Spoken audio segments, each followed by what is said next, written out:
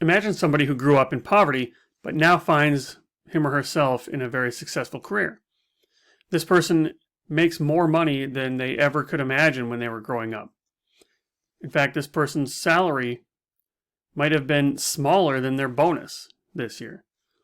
Right? So they make a lot more money, which means they've changed their socioeconomic status. Now, when that happens, it can be uncomfortable. It's uncomfortable because when this person goes back home to visit, how do they deal with old friends and family members? It can be uncomfortable. Right? They want to go out to eat. So do they pick a cheaper restaurant than they would normally go to so that their friends can afford to come with? Or do they pick a more expensive restaurant and then pay because that's what's expected? Right? Hey, the high rollers in town, we're going to go out on the high rollers dime. This person might even find out that his family or her family is making fun of their success. Right? There's offhand comments like, "Well, look who can't even get a cab, they have to rent a car," or "Look who couldn't drive, they had to fly. Of course, Mr. Big Shot or Mrs. Big Shot is flying. Right? Can't stay with us, has to stay in a hotel." Right? So these little offhand comments that can be kind of passive-aggressive, they're in fact making fun of this person's success. That can be uncomfortable. This person may find themselves giving money away, helping friends and family get out of debt, helping move somebody to a different house, investing in their friends' business ideas. Now, this will feel like charity. This will feel like they're doing good for people. But it's because they're uncomfortable at the higher socioeconomic status. In fact, this person may find that they don't even have anything to show for their success. Now, what about the flip side? Somebody who grew up very wealthy. Somebody who grew up very wealthy, but through some different circumstances finds him or herself at a socioeconomic status that's lower than what they're used to. This person may have a belief that they deserve certain things. Now, if they have this belief, they're going to keep funding a lifestyle that's higher than what they can reasonably afford. And they're uncomfortable at the lower level, at the lower socioeconomic level. And that's really uncomfortable. So they try to keep up appearances, but going further and further and further into the hole. These people are now outside of their financial comfort zone, and that's uncomfortable. Find out more right after this.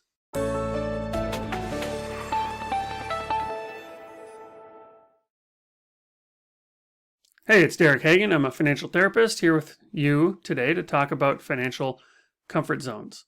So, a financial comfort zone is effectively, it's a range around which we're comfortable. Now, whatever money means, that could be income, it could be wealth, or both.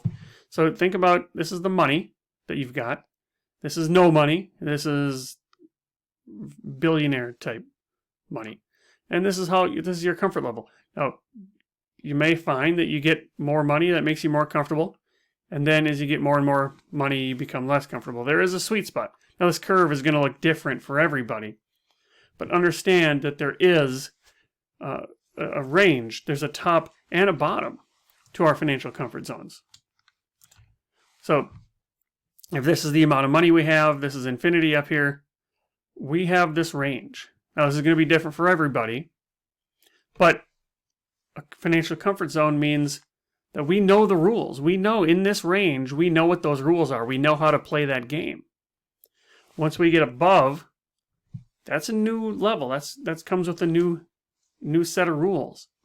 If we fall below it, that comes with a new set of rules. Yes, there are people down here that are happy, but those people know how to play the game.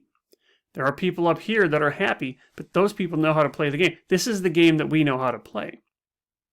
And in fact, our financial comfort zone informs and dictates what we consider rich and poor people. Rich and poor are super relative terms. Just take me, for example. There are many people out there that would consider me a poor person, and there's an equal number of people that would consider me a rich person. That's because rich and poor are totally subjective terms. Okay, so these financial comfort zones, they're informed by our money scripts. The money scripts are those rules that we internalize, the stories that we tell ourselves, beliefs that have been passed down to us. Right? When we're making sense of the world, we develop these money scripts. Now they drive all of our behaviors, but they also set that range. They set this financial comfort zone. And so if you have a belief, for example, that rich people are bad, then you're going to have a pretty low maximum, because you're not going to be comfortable with money if you think money makes people bad and you're not a bad person. That's incompatible. Right? The opposite, of course, is the person who grew up wealthy. Their minimum might be way up here. Right? So these financial comfort zones are dictated and driven by our money scripts. Now, we've already talked about this a little bit, but the rules change. This is our financial neighborhood.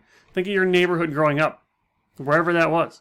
You kind of knew the people, you knew the players, you knew the shop owners, you knew where to go if you needed to get certain things.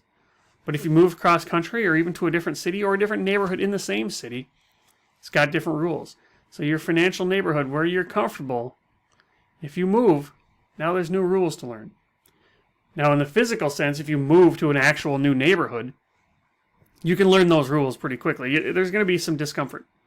In the financial neighborhood world, we move to this new neighborhood, and now we have a tendency to sabotage ourselves, to get back down into our comfort zone, or somehow get back up into our financial comfort zone. This is why it's so problematic, because the ancient part of our brain, the lizard, the very ancient part of our brain, the subconscious that's making all of our decisions for us, is tasked with survival above all. And at this core, down by our brainstem, this brain has a preference for familiar over the new, even if the new is better, even if it's good for us. This is why you have smokers who want to quit but can't. Why? Because quitting is better for their health. It may be better for their social lives. It may be better for all kinds of different reasons. But being a smoker is what's familiar. Now, it's the same thing with our financial comfort zones. We know these rules, wherever that is. We know what those rules are. Coming outside of that, our brain says, I don't understand what's going on. This is not familiar. We need to get out of this. Right? And everybody, I was using that same range, but everybody has a different comfort zone because everybody has different money scripts. So some people may have a wide financial comfort zone, and that's what I'm encouraging you to try to work on. Some people have a really narrow comfort zone down here. Getting any kind of money would make them uncomfortable. Some people grew up wealthy and having less than $1 million, say, might make them very uncomfortable. But everybody's financial comfort zone is different. So understand that you've got these money scripts that are creating a financial comfort zone for you. And if you ever find yourself going up or down the socioeconomic ladder, understand that those rules are going to change because you're moving to a new neighborhood. But you can learn those new rules. Money is a tool, and you can learn how to use that tool differently no matter where you're at. But you have to take a step back and recognize that I have some new skills to learn. Do that, and that's good money health.